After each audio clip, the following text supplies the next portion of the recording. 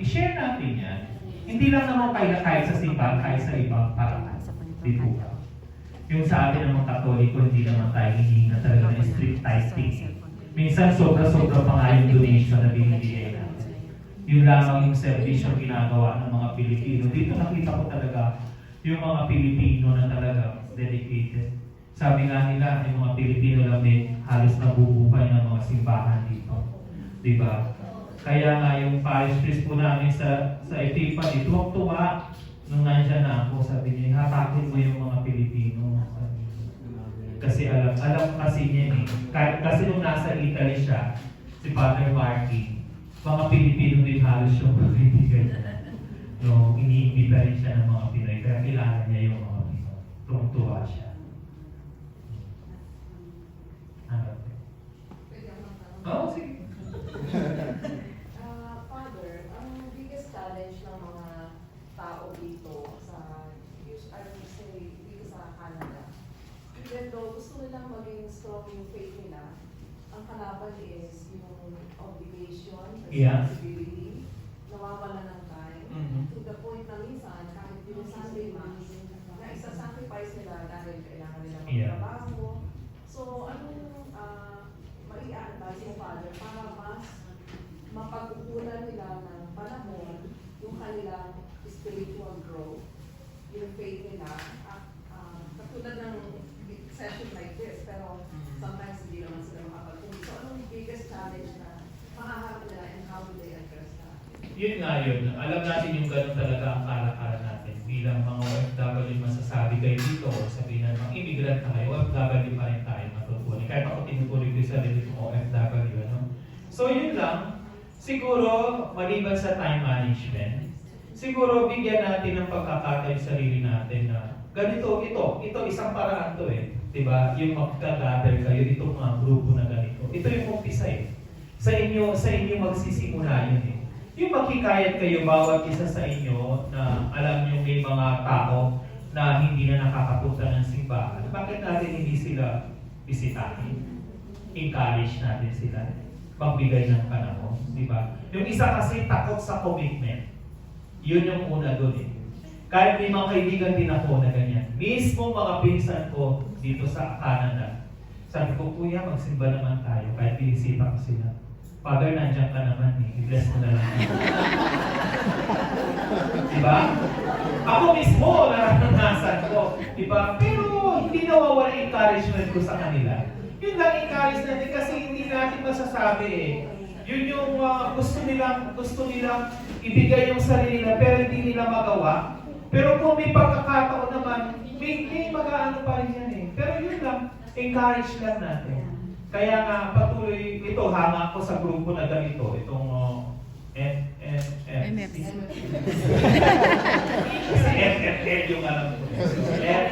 Missionary Families of Christ. Missionaries for Christ. Missionary Families of Christ. So, kasi ang dami na from CFC, naging FFL, naging FFC. Meron pa kung bago sa Pilipinas na pangatlong grupo, yung CFL. Oo.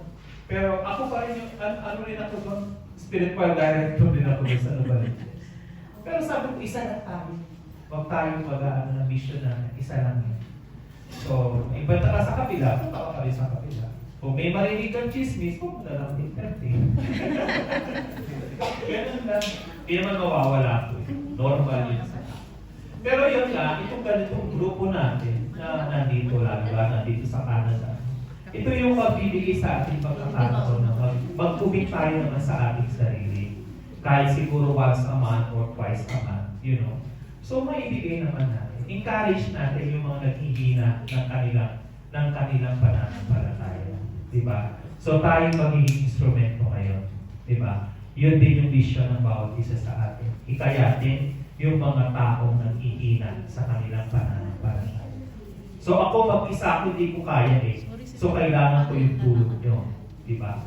Ang Santo Papa mag-isa, hindi niya kaya. Kailangan niya yung mga kasamahan niya, mga obispo sa buong mundo. Diba? So yun, kung yung pag-united tayo sa ating faith, united tayo sa ating mission, makakaya natin na ipalalanan to sa iba. Encourage ng iba. Po? Sumisenyas na ba? Father. Sa dami ng reliyon ngayon, Father, nagtataka lang ako.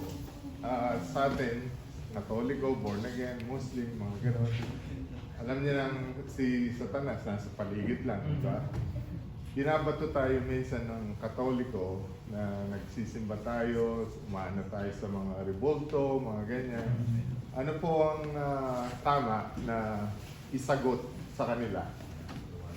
Kasi when it comes to religion, dapat hindi tayo nagdidebate. Ano? Yun yung unang-unang sinasabi sa atin ng simbahan. Hindi kailangan natin pagdebatihan ang religion. Dahil isang Diyos lamang yung sinasamba natin. Tapos iba-ibang ways lang tayo ng pananang ginagawa ng ating mga ritual na ginagawa. Kung tutuusin, isa lamang po yung religion na tinatag ni Kristo, Katoliko. Siya lamang yun. Nag-branch out na lang yan dahil sabihin na natin may abusong nangyari during yung mga unang mga panahon, di ba, sa simbahan. Kaya nagkaroon ng mga protestante, nagkaroon ng ibang religion, lumaganap yung Muslim, di ba? So dahil nga, doon sa hindi pagkakaisa. So ang turo sa amin, sa theology, hindi dapat natin pagdebatihan ng religion. Pagkos, tingnan natin kung ano na itutulong sa atin ng religion na ito. Dapat tayong marunong pa rin makipagkapwa-tao, makipag-dialogue sa ibang relihiyon. Di ba? Na hindi naman natin i-insist sa atin, pagkos, intindihin din natin kung paano sila naguguro. Kaya nga, ngayon, marami nakakahikayan ng mga Katoliko na ngayon meron kaming candidate sa aming simbahan, Muslim, na magbibinyagan ngayong Easter Vigil. Di ba? So meron kaming isang Baptist na magiging dalawa yung bibinyagan natin. So isang sign yun na epektibo pa rin na tayo pa rin yung kinikilalang isang simbahan na tinatag ni Kristo. Na dapat tayo hindi mapadala doon sa sinasabi ng iba. Yung ano din sa mga santo, o sabihin natin yung iba talagang puras dito. Pero nandun yung faith nila, wala tayong magagawa. Yung santo is image kasi ng kabanalan ng isang santong ito na gusto nating tularan. Kasi yung santo na to, na paglabanan niya, yung kasamaan, yung evil spirit na pagtagumpayan niya sa pamagitan pag-sacrifice sa kanyang sarili, di ba? Doon tingnan natin inspirasyon yon. Hindi dapat natin, kaya nga sinasabi nila, sinasamba natin, hindi natin sila sinasamba. Isa silang modelo sa atin kung paano din natin mapaglabanan yung tawag ng kasamaan sa mundong ito. Kung paano na malalampasan, makakaya din natin through their intercession sa kanilang halimbawa. Diba? So yung kay Mary naman, ang sinasabi, bakit daw sinasabi? Hindi natin sinasamba si Mary. Si Mary ay ina ng Diyos, hindi siya Diyos. Ina siya ng Diyos, hindi siya Diyos. Tao siya katulad natin, pero instrumento siya ng Diyos para maparating dito yung anak ng Diyos sa lupang ito. Binivenerate natin si Mary, binibigyan natin halaga si Mary dahil sabi nga ng kanyang ni Mary doon sa wedding at Cana, sabi niya, do whatever he tells you. Sinunod siya ng kanyang anak. So, sa ating mga prayers through Mary, binudulog niya yan doon sa kanyang anak. Kasi sinasabi, bakit hindi natin direkta sa Diyos yung mga panalangin natin?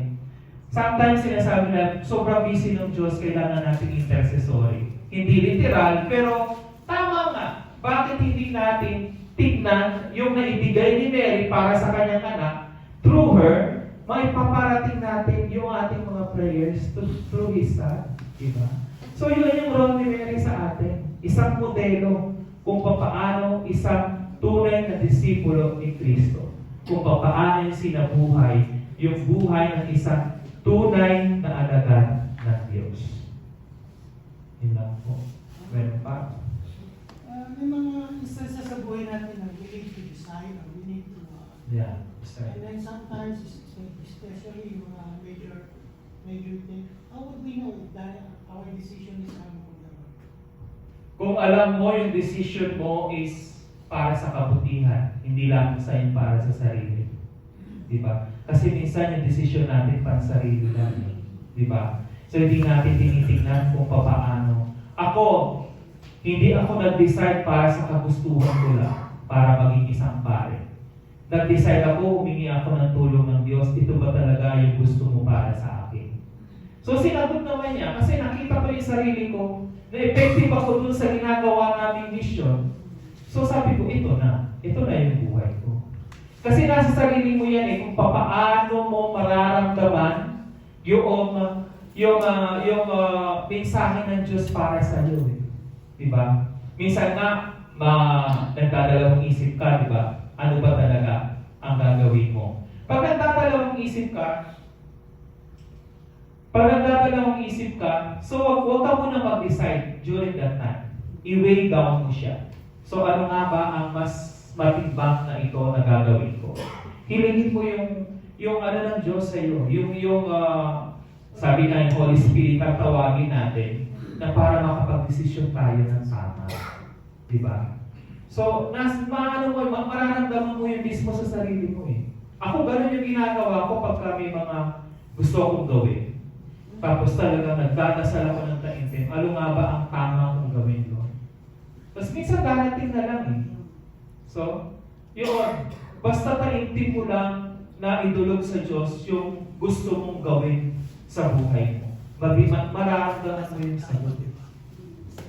Ewan ko kung ganun kayo ako, ganun yung nararamdaman ko eh.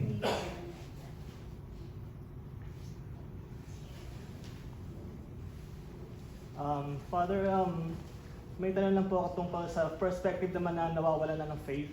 Mhm. So ano po yung masasagot niyo kung why does God allow suffering and evil po? Why does God Allow suffering and evil in this world? Kasi part ng buhay natin yun eh. It's a challenge for us eh. Kasi kung puro lang tayo ligaya, wala nang challenge yung buhay. Kaya minsan pinaparanas sa atin ng Diyos yung mga challenges sa buhay para magising tayo. Minsan nawawala tayo dun sa right track yung sa tamang daan na dinadaanan natin. Na akala natin okay lang ang lahat, pero maya-maya may darating. Because nakakalimot ka. Ang tao kasi nakakalimot minsan sa Diyos. Pero ang Diyos hindi nakakalimot sa atin. So yung mga sufferings, yung mga trials dumadating, minsan, is a wake-up call for us. Na tingnan natin yung sarili natin, nakalimot na ba ako sa Diyos? Meron ba akong dapat na ginawa na hindi ko nagawa para sa Diyos? Diba? Yun yung wake-up call sa atin. So yung mga challenges na nangyayari sa buhay ko, doon din ako nagkakaroon ng pagkakataon lalong maging malakas eh. Yung nangyari sa mother ko sa first year ng pagkapari ko nung namatay siya, naabutan niya yung ordination ko. Sabi ko, Lord, why? Bakit ngayong pag natapos ako, kinuha mo siya sa akin? Ilang taon ko yung iniisip eh. Sabi ko, nung unang taon, anniversary ng mama ko, sabi ko, hindi pa rin ako, nagluluksa pa rin ako. Pero na-realize ko sarili ko na, oo nga pala, kinuha siya ng Diyos sa akin para wala na akong iisipin pagka umalis ako ng bansa. Wala na akong iisipin na kung anong nangyayari sa Kanya. At yung unting sinabi niya sa akin, yung sacrifice niya para sa akin, is enough na lang na matanggap ko sa sarili ko na oo, nag-sacrifice yung nanay ko para sa akin. Para marating ko itong buhay na ito. Diba? So yung ganun, minsan marirealize natin yung mga nangyayari, isa sign ng Panginoon na ginikising niya tayo, na nakakalimot tayo sa Kanya. Na nawawala na tayo ng panahon o oras para sa Diyos. Di ba? So, meron pa po ba? Father, medyo may halong politikan, no?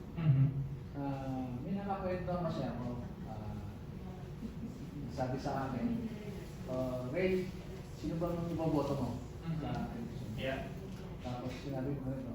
Sabi ko, ikaw, sino naman iboboto mo? Ako, straight ako DPS. Sabi ko, Katoliko ka ba? Sabi niya, oo.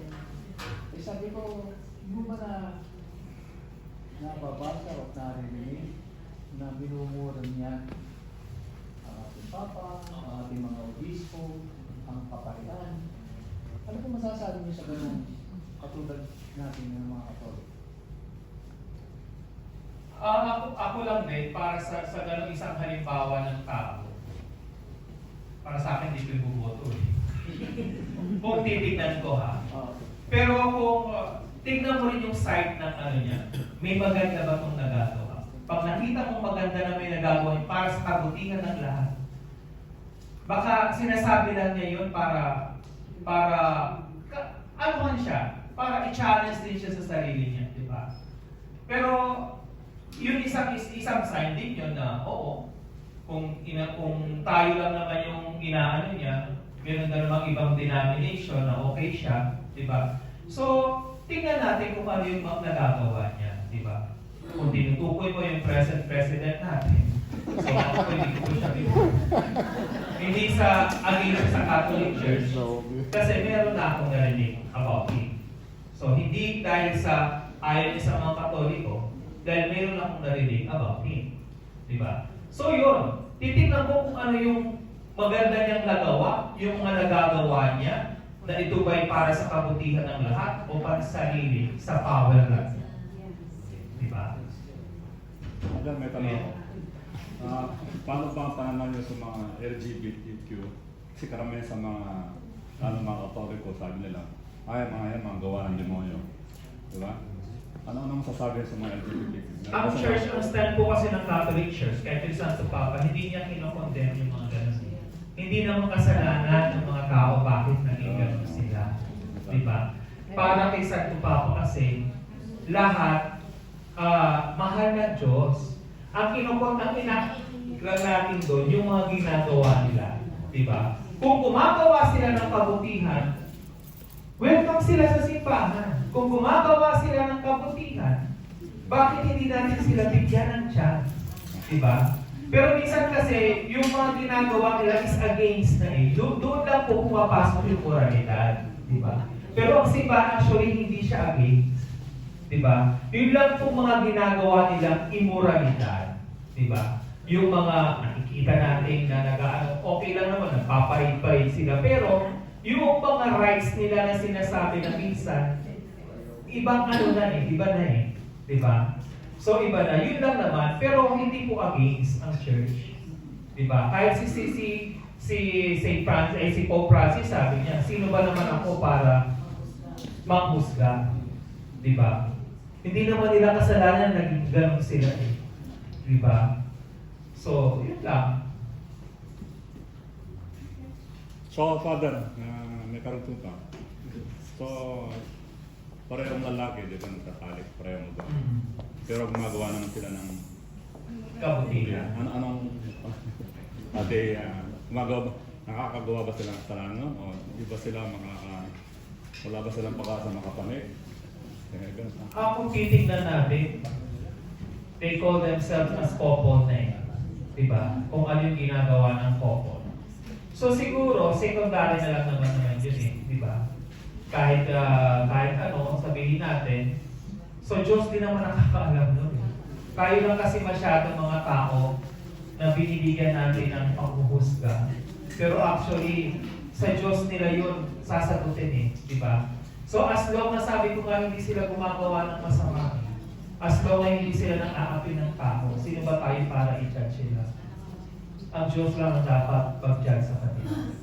Hindi na natin maaalis siya, nandiyan na yan eh, nasa mundo na. Ito na yung bagong henerasyon na hindi natin mapigilan ng pagdami. Di ba? Hindi nga sila nanganganak pero dumadami sila. Pero sabi nga nila, dahil isa ano yan kayo eh. Yan daw yung ano lang, hindi ko alam, sa genetic ano na rin, di ba? Sa sobrang ano ng, siguro sa mga kinakain daw namin, ito ba yan? Dahil sa Pilipinas nga to, dahil daw sa chicken joy ng Chinese. Dahil nga, di ba yung mga manok kayo, kahit lalaki nangigitlog? Oo, may pinapalit. Oo, may chinichin sila sa mga manok ngayon, kahit lalaki nangigitlog. Kasi nga para maano yung mga kinakain na para maano yung demand ng chicken. Kaya sabi nila, sa hindi naman ako naniniwala. Pero basta as long na hindi sila gumagawa ng masama. Father, ano na po yung masasabi niyo po sa homosexual na mga pare po? Yung mga, ayan, kinokondena ng simbahan niya. Basta alam nila ngayon, tanggal ka na agad. Diba? So, huwag ka na magpare kung homosexual ka. Kasi yan, marami ng issue ngayon. Kaya nga si Pope Francis, kawawa. Siya yung humihingi ng dispensa sa buong mundo. Siya yung nagpapatawag sa mga paring na issue sa mga ganito. Kaya nga dito po sa Canada, yan po yung unang-unang topic namin nung pumunta kami. May enculturation program po kami bago kami assign sa isang parokya. Yun yung unang-una, yung mga issue na ganyan. Kasi nga, yung church parating nagbabayad. Kaya nga, naging ibang tao kasi, kahit hindi naman, nahawakan lang, demanda agad. Dito sa atin, may isang pari po na demanda na umpisa yung babae. Tapos sabi niya, can I hug you, father? Tapos hinag naman siya ng pare. Maya may pulis na. Hindi naman, yun nga minsan unfair eh. Ginagawa na lang sila ng kaperahan. So minsan yung mga issues, unfair sa mga katulad din namin, na kasi nga nagbabayad yung simbahan, laki ng binabayad ng simbahan. So, ginagawa nilang issue ngayon. Kaya nga kami, bawal kami mag-touch ng bata, bawal kami mag-ipag-hug sa kayo lang sa confessional. Kung gusto niya mag-hug, lumabas siya. Doon ka mag-confess sa harap ng tao, mag-hug sa harap ng tao. At para sa basketball, iniiwasan po namin. Kasi minsan yung ginagamit lang dito para mabayaran.